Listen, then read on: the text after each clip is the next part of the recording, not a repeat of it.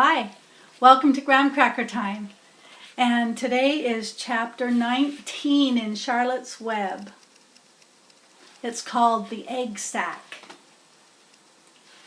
Next morning, when the first light came into the sky and the sparrows stirred in the trees, when the cows rattled their chains and the rooster crowed and the early automobiles went whispering along the road, Wilbur awoke and looked for Charlotte.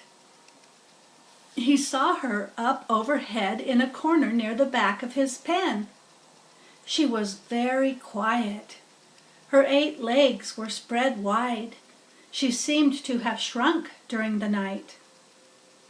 Next to her, attached to the ceiling, Wilbur saw a curious object. It was a sort of sack or cocoon. It was peach-colored and looked as though it were made of cotton candy. "Are you awake, Charlotte?" he said softly. "Yes," came the answer. "What is that nifty little thing? Did you make it?" "I did, indeed," replied Charlotte in a weak voice. "Is it a plaything?" "Plaything? I should say not. It is my egg sac, my magnum opus." "I don't know what a magnum opus is," said Wilbur. "That's Latin," explained Charlotte. "It means great work.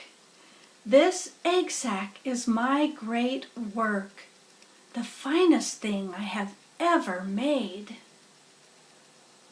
"What's inside it?" asked Wilbur. "Eggs?" 514 of them," she replied. 514?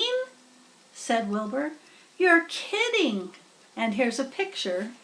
Look where the spider is and where the egg sac is.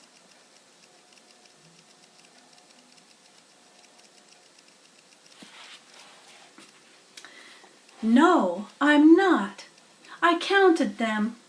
I got started counting, so I kept on just to keep my mind occupied." "It's a perfectly beautiful egg sac," said Wilbur, feeling as happy as though he had constructed it himself. "Yes, it is pretty," replied Charlotte, patting the sac with her 2 front legs. "Anyway, I can guarantee that it is strong. It's made out of the toughest material I have. It is also waterproof. The eggs are inside and will be warm and dry." "Charlotte," said Wilbur dreamily, "are you really going to have 514 children?" "If nothing happens, yes," she said. "Of course, they won't show up until next spring." Wilbur noticed that Charlotte's voice sounded sad. "What makes you sound so downhearted? I should think you'd be terribly happy about this." "Oh, don't pay any attention to me," said Charlotte. "I just don't have much pep anymore. I guess I feel sad because I won't ever see my children." "What do you mean you won't see your children? Of course you will. We'll all see them. It's going to be simply wonderful next spring in the barn cellar with 514 baby spiders running around all over the place. And the geese will have a new set of goslings, and the sheep will have their new lambs." "Maybe," said Charlotte quietly. "However, I have a feeling I'm not going to see the results of last night's efforts. I don't feel good at all. I think I'm languishing, to tell you the truth." Wilbur didn't understand the word languish, and he hated to bother Charlotte by asking her to explain. But he was so worried he felt he had to ask, "What does languishing mean?" "It means I'm slowing up. feeling my age. I'm not young anymore, Wilbur. But I don't want you to worry about me. This is your big day today. Look at my web. Doesn't it show up well with the dew on it? Charlotte's web never looked more beautiful than it looked this morning. Each strand held dozens of bright drops of early morning dew. The light from the east struck it and made it all plain and clear. It was a perfect piece of designing and building. In another hour or two, a steady stream of people would pass by, admiring it and reading it and looking at Wilbur and marveling at the miracle. As Wilbur was studying the web, a pair of whiskers and a sharp face appeared. Slowly, Templeton dragged himself across the pen and threw himself down in a corner. And here's a picture.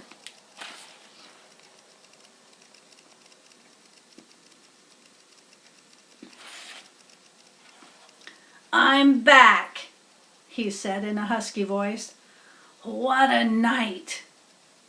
The rat was swollen to twice his normal size. His stomach was as big around as a jelly jar. "What a night!" he repeated hoarsely. "What feasting and carousing! A real gorge! I must have eaten the remains of 30 lunches.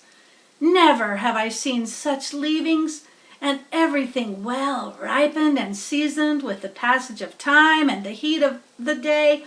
Oh, it was rich, my friends, rich." "You ought to be ashamed of yourself," said Charlotte in disgust. "It would serve you right if you had an acute attack of indigestion." "Don't worry about my stomach," snarled Templeton. "It can handle anything, and by the way, I've got some bad news. As I came past that pig next door, the one that calls himself Uncle, I noticed a blue tag on the front of his pen. That means he has won first prize. I guess you're licked, Wilbur. You might as well relax. Nobody is going to hang any medal on you. Furthermore, I wouldn't be surprised if Zuckerman changes his mind about you. Wait till he gets hankering for some fresh pork and smoked ham and crisp bacon. He'll take the knife to you, my boy." "Be still, Templeton," said Charlotte.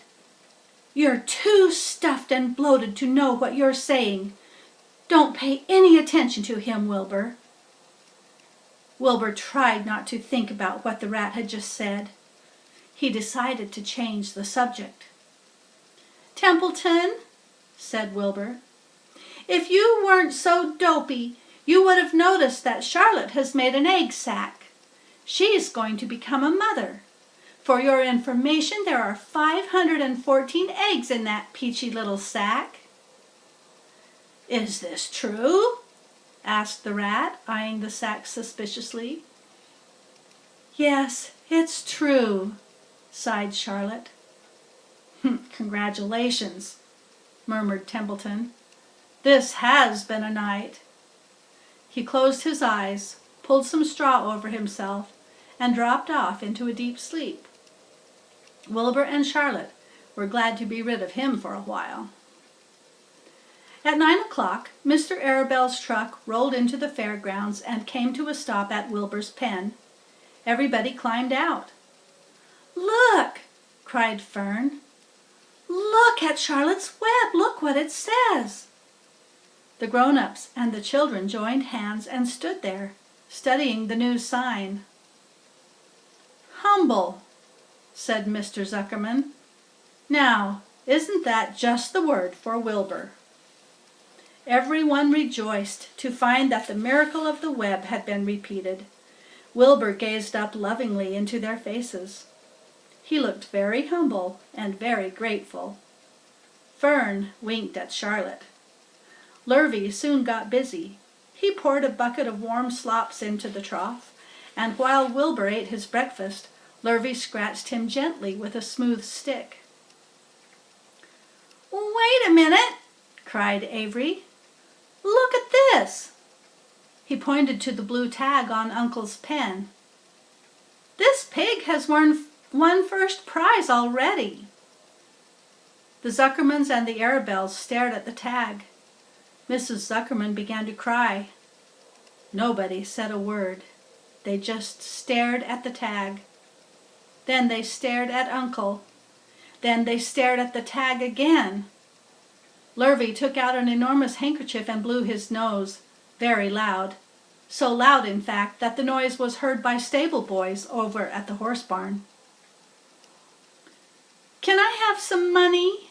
asked Fern. "I want to go out on the Midway." "You stay right where you are," said her mother. Tears came to Fern's eyes. "What's everybody crying about?" asked Mr. Zuckerman. "Let's get busy. Edith, bring the buttermilk." Mrs. Zuckerman wiped her eyes with her handkerchief. She went to the truck and came back with a gallon jar of buttermilk. "Bath time," said Zuckerman cheerfully. He and Mrs. Zuckerman and Avery climbed into Wilbur's pen. Avery slowly poured buttermilk on Wilbur's head and back, and as it trickled down his sides and cheeks, Mr. and Mrs. Zuckerman rubbed it into his hair and skin. Passers-by stopped to watch. Pretty soon quite a crowd had gathered. Wilbur grew beautifully white and smooth. The morning sun shone through his pink ears. "He isn't as big as that pig next door," remarked one bystander. "But he's cleaner, that's what I like." "So do I," said another man. "He's humble, too," said a woman, reading the sign on the web. Everybody who visited the pig pen had a good word to say about Wilbur. Everyone admired the web, and of course, nobody noticed Charlotte. Suddenly, a voice was heard on the loudspeaker. "Attention, please," it said. "Will Mr. Homer Zuckerman bring his famous pig to the judge's booth in front of the grandstand? A special award will be made there in 20 minutes. Everyone is invited to attend. Crate your pig, please, Mr. Zuckerman, and report to the judge's booth promptly." For a moment after this announcement, the Arabelles and the Zuckermans were unable to speak or move. Then Avery picked up a handful of straw and threw it high in the air and gave a loud yell. The straw fluttered down like confetti into Fern's hair. Mr. Zuckerman hugged Mrs. Zuckerman. Mr. Arabelle kissed Mrs. Arabelle. Avery kissed Wilbur. Lurvy shook hands with everybody. Fern hugged her mother. Avery hugged Fern. Mrs. Arabelle hugged Mrs. Zuckerman. Now I'm going to turn the page right now and show all the hugging.